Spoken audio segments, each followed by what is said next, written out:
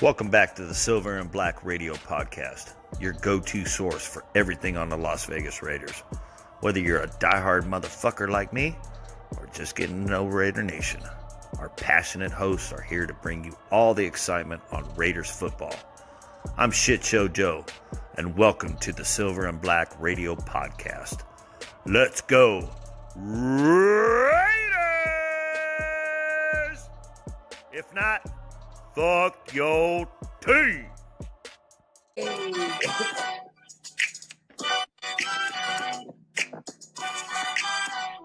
we go, baby. Welcome back to the Silver and Black Radio Podcast. I'm your host, the Raider Will, and I am here with my misfit crew. I got my boy James. Let him know where you're representing, baby. I'm representing the Black Hole Military Chapter. You can follow us on all of our socials. Well, just Instagram, actually. You can follow us on Instagram at TBH_military_chapter. And you can follow me on my personal social at Malibu_Black Hole. Follow me before you follow Scream. Matter of fact, don't follow Scream. Just follow me. All right, Scream, brother, let him know who you represent and where you at, baby. Man, I just been here for a short little minute and everything. I mean, just trying to come back out of like 4 or 5 year hiatus retirement stage. You know what I'm saying? So I think it might fit into, what we talk about as, building, but sometimes you gotta take a break. We right here in Central Texas. You know what I'm saying? You come down, Taste Pub and Grill, cool. Other than that, y'all know how to contact me. Everybody, we good. Yes, sir. Yo, today, guys, what we're going to do is we're going to answer the question: Raiders coaching staff, upgrade, downgrade, sideways, no grade, whatever grade. I want to know what you guys think. I want to know what you guys are going to let us know and what you guys see with TB's vision and Mark Davis. Brother James, we're going to start with you. Here's with the baby. Yeah, I think everything about the coaching staff is an upgrade. I think it's hard to consider it a downgrade when when you consider what you've watched the past 2 years. I mean, we haven't really accomplished anything since John Gruden left. Rich Bisaccia. That was probably the last, somewhat wholesome season we've seen, and even then it was a train wreck. But yeah, I think everything about it is an upgrade. I think Pete Carroll is going to bring winning culture. I think Chip Kelly's also another guy who's a certified winner. I think people all constantly forget that when the Eagles won that first Super Bowl, Chip Kelly, was a big part of building that team. You know what I'm saying? He played some factors in building that team towards that point. So I feel like honestly this is gonna bring us a winning culture. I feel like if there's anything that Pete Carroll knows how to do, it's gonna be ensure that the Raiders are gonna play good defense and that they're gonna run the ball aggressively and effectively. So those being said, I think that makes Pete Carroll a great hire. And then with the John Spytek, I think John Spytek just has a great track record, especially in the draft, and just managing the teams he's been a part of. What you think about defense, though, Brother James? I think Patrick Graham has been solid. I think he came into his own last year. It's just going to depend on what he does and how Pete Carroll wants to change the look. You know what I'm saying? I mean, we know what Patrick Graham accomplished under AP, but AP also isn't there no more. So it could be a completely different scheme. Man, interesting that you mentioned that because AP worked underneath Patrick. True. I mean, but I'm not completely sure. Yeah, okay. Not to intervene, And there's subordinate coaches, running back coaches, cornerback coaches. There's a lot that have been acquired over this little short period of off season that we just started. But when it comes down to it, you had to go bring somebody out of retirement. Yeah, like I haven't podcasted for 4 or 5 years. You had to go bring Pete Carroll out of retirement, which was so solid. So solid. No, That was the best. no, hey, somebody check this man's juice right now. We had to bring Scream out of retirement after 5 years from podcasting to come back. Now, hey, Scream, I'm going to check your cup right now. We need to stop the madness, all right? I'm going to tell you right now, this is 100% an upgrade. Yeah. Grade. Yo. Yeah. Hey, I'm going to tell you like this. I love my man AP. I don't know. You got a whole bunch of glitter. You got a whole bunch of stars over there. But Yeah. I'm going to tell you like this. It was too much for AP. Bro, Jump from linebackers coach to, coach. There was a big jump. Now we bring in a guy that has 181 wins. 181 wins. That's a lot. More than the past 14 coaches combined. Yeah, right. Okay? Hold on. Like statistics and numbers and all that stuff, I feel it, I understand it, I pay attention to it and everything like that. But Pete Carroll, he has a winning vibe to him. He is. He's a winner. So if people don't want to be on the upside, well, they're gonna be on the other side. Which, the outside. Yeah. I would say that, Yo, what's up, bro? Let me ask him. What's something Chip Kelly and Pete Carroll both have in common? They both won national championships. Exactly, they're both winners. Oh, when's the last time AP won something? Yeah, that's what I'm saying. As long as a coach, you're talking about AP. You're talking about a guy who's a better fan than he is a coach. Realistically. Whoa, brother. I mean, like, hey, I'm not gonna go as far as to say the man is a better fan than he is a coach, because I'd be like, you and I now, like, you know, that the guy knows football, but to be able to coach it at that level and be proficient. Now, I will say I did advocate for AP to get an opportunity because I do believe in people getting their shot. Guilty. But now let me tell you, even though I advocated that, from the start of that first preseason game, when I saw AP taking timeouts and not pushing the ball downfield, I knew there was going to be an issue. From the second preseason game, when I saw him taking timeouts and leaving 14 seconds on the clock in the second half and not running a play to try to get downfield and get 3 before half, I knew it was going to be a problem, because that habit carried from week 1 all the way through week 18. Hey, I'm gonna follow with this, okay? He got that. Brother Scream, go ahead, Brother Scream. Yes. I'm gonna agree with you 100%. Look, but we should have known this, and this is where Raider Nation also needs to be aware that with the rookie head coach, rookie mistakes will be made. But we didn't see any development on that side from the coaching staff. Questionable calls where you were throwing the red flag, saying, hey, we're going to challenge this, but we're not going to challenge the play that was previous, that was obvious. Now, things like that. But, yeah, I got you. Good, man. I got both y'all opinion. Trust me. But the thing is, Like he was kind of like if I was AP, and I'm not, I'm me.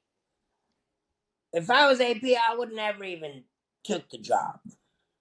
I'd have been like, "Thank you for offering it to me, but I don't want the job."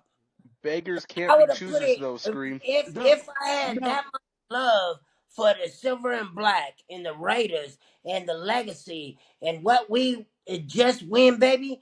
I would have said as AP, if I was AP, but I'm not. I'm me.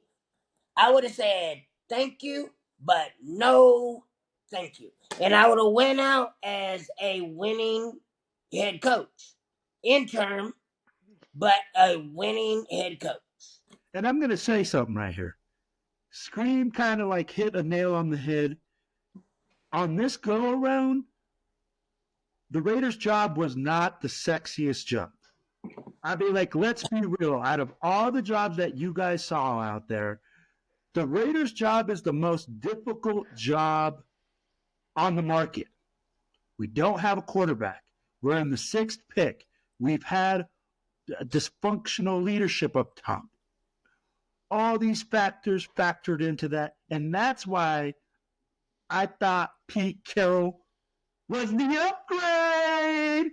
I'm telling you guys So- right now, man. Hey, let's not like get it crazy here. Yo, I love AP, great guy. He did a lot of dudes. He motivated the nation. We came out here. We were all screaming Raiders. We were all thugged out. We all loved the Logos. But you know what? If Pete Carroll comes down and he's driving down in his freaking Cadillac with no rims, no nothing, but we're getting W's, ain't nobody going to give a shit what he drives. Ain't nobody going to care that he comes with the freaking in a wheelchair. Nothing. The man is a winner. Bro, he's bringing a winning culture, and we need to realize that this is an upgrade. This is the guy that we needed. Ben Johnson was the sexy pick, but you know what? We were the ugly girl at the prom, bro. But let me hold on. Let me put this in retrospect because I don't think Scream is understanding. Scream, I don't think what you understand, and because based off what Mark Davis said, is Ben Johnson was never the guy. He was never the option, and the reason Ben Johnson was never the option. Hold on. The only reason Ben Johnson was never the option was because Ben Johnson wants to go up and beat Dan Campbell and prove that he made Dan Campbell. Dan Campbell did not make him. That is why. About that. I don't know. So I'm going to tell you like this. I think that's the reason. Oh, I think that's the reason. I like that, James. But hey, I don't like saying. No. Let me put go this. Ahead, Scream. Go ahead, Scream.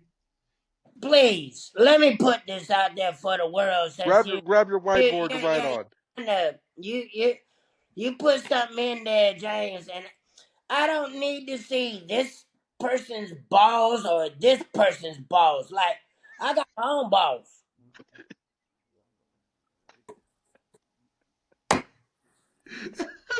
Well, bro, like, there's choices to be made for the better of one organization. So just win, baby. Let's go. Let me ask you this. No, hey, but I'm gonna say let me ask you this, Scream. Hey, James, hold on. If you didn't want Pete Carroll, who was your guy?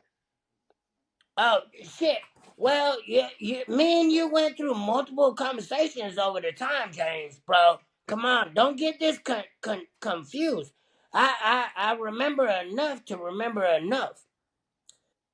This is what I tell you from the beginning. As soon as January hit or whenever, it's done for most and only a couple are going forward. Okay, so it's like the most logical choice is Pete Carroll. Does he want to come out of retirement? I'm out of retirement. 4 or 5 years of not podcasting, and I'm right here. But I don't see it being a problem, but the most logical choice is to bring Pete Carroll out of retirement if he want to win with the Raiders, the silver and black, baby. But the best choice would have been the little boy Blue, right? Ben Johnson, right? No. So Hey, That that's that what we would have been disagree. that would That's have been what we the best disagree. choice. No. No, but I'm not saying it's my best choice. I don't work off favoritism, brothers. Y'all should know me longer than one day. I don't work off best or least. I work off logic and whatever the hell is trailing behind that. I Pete see a Carroll thumbs was up. the best man, the best. It could have been a woman competing against Pete Carroll. It don't matter. Pete Carroll was the dude to hire. All right. My god brother, Mark Davis, you did a good job because your daddy Al Davis is my godfather. So all I'm saying is, bro, you did a good job. Finally. Yo, Brother James, leave us off with your final thoughts. So I'm a little confused, Scream, on how you recognize that Pete Carroll's the logical choice, but you're unhappy with the logical choice. But I'm not I'll, unhappy. you seem a little tense, but that's okay because when Pete Carroll wins, you'll come back around. So I'm not unhappy about my Pete Carroll. question is, I'm happy with all the damn choices in the coaching staff. All right. And so I I just don't understand how and I understand that, yes, and I agree that Ben Johnson was the hottest candidate because he has the highest ceiling. But the fact of the matter is that there was no cementing that Ben Johnson was going to fix the team. There's no Ben Johnson so was another there's damn there's hype no boy. there's Ben no way to Johnson was certify hype, that and Chicago's gonna see that. Chicago's okay. gonna see that real quick. So I think Chicago's going to be at least an 8-win team with Ben Johnson this season. Okay, Anyways, what's Pete Carroll? Whoa. What's Pete Carroll? Whoa. You said at least an 8 wins. Hey, I what's don't the think so. date today? Hey, 2/14/2025. We're Yeah, about to have James Bean. Hey, Valentine's Day. 8-8 Chicago Bears next minimum year. at Well, minimum. Minimum. they would be That's the floor. 8 and Woo! yeah, they would either be 8 and Let me 10 tell or you what's going to happen. I think the Lions are going to go back into being a shell of themselves. They're probably going to be quit thinking. probably James, about I think James, no.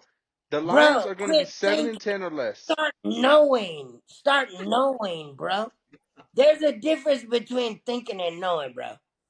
Well, I know that Pete Carroll found Marshawn Lynch, and I know that Marshawn So Lynch glad you mentioned didn't his. come in the first round like Ashton Genty, like your Okay, protege. No, okay. Marshawn Lynch was drafted in the I'm first. so glad. I'm so glad you mentioned Marshawn, cause my boy in the Bay. So honestly, I guarantee, Marshawn would doggone vouch for Ashton. Hey, guys. All right, guys. Hey, what I want you guys to do is make sure you guys like, share, subscribe. Make sure you guys comment. Let us know if you think this is an upgrade, downgrade, sideways. If you agree with my boy Scream, if you agree with my boy James. Hey, it's all about one nation. It's all about one team. It's all about the Raiders.